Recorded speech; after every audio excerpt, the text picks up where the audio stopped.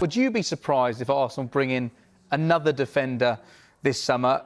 Clearly, there may be a need to move some of the other defenders on if they're to try to get this deal done. Would it surprise me? No. I think Kevin touched upon it there. The need for strength in depth is key, particularly with the pace that the Premier League and the intensity is played at.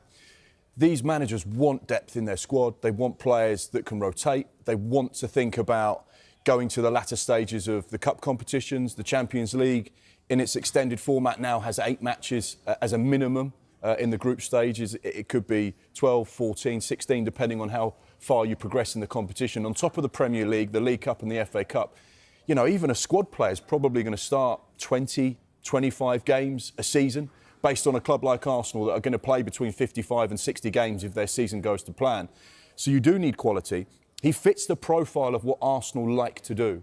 They like those players that are between the age of sort of 20 and 24, where they can mould, develop, improve, and then they still have that high resale value.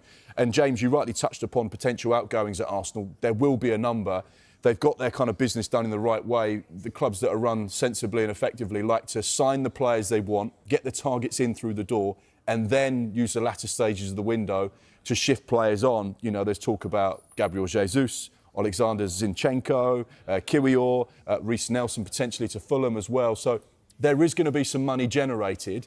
And market opportunity is another word you use, which I feel like is probably something that a lot of those clubs in the higher echelons of the Premier League like to use as well. Is this the right player for the right price? Because if it is, then we'll seize that opportunity and we can do that. And it very much feels like Arsenal are in that position at the moment. I think there's an important point about his development as well, because if you look at him, when he came in to Bayer Leverkusen, they took a bit of a punt on him to some extent because they've been so impressed with him at international level, they thought we've got to move because other clubs are going to get him. So they brought him in.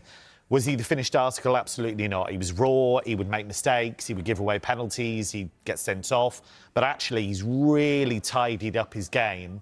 Just another point, after the game against Hoffenheim at the weekend, which Leverkusen lost, he was in tears, which suggests to me he felt that could be his final game for Leverkusen. Would he fit into Arsenal's starting 11, do you think, straight away? And if he doesn't, would this be a project that appeals to him? Because his last 4 seasons in the Bundesliga, he's been a regular starter for a side that has won the Bundesliga and came so close to winning the Europa League as well. I think Mark's point about squad strength is a really good one, and the fact that you've got 8 Champions League games minimum, and because he can cover left-back and centre-back, then I think he would back himself to do that. I don't think he'd necessarily be looking at Gabriel and Saliba. They're probably the best centre-back pairing in the world. I think he'd be looking at that left-hand side because Lewis Skelly might end up playing in midfield in the long run. And I think he'd back himself to get in ahead of Calafiori in the long run, maybe. Again, like Calafiori, versatile. I think he'd back himself to be a big part of what Arsenal can do this season.